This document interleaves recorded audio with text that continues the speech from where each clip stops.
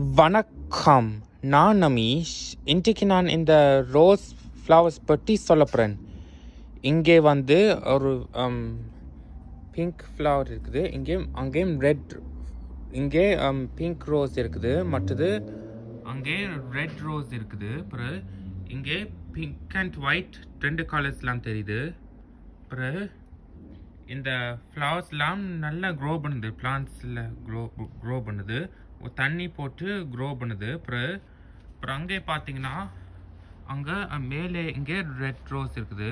அப்புறம் அங்கே கீழான் இருக்குது, அங்கே முள், அது குத்திரும், கையில் பற்றும். அப்புறம் இந்த ரெட் ரோஸ் வந்து நல்லா பிரைட்டாக தெரியுது.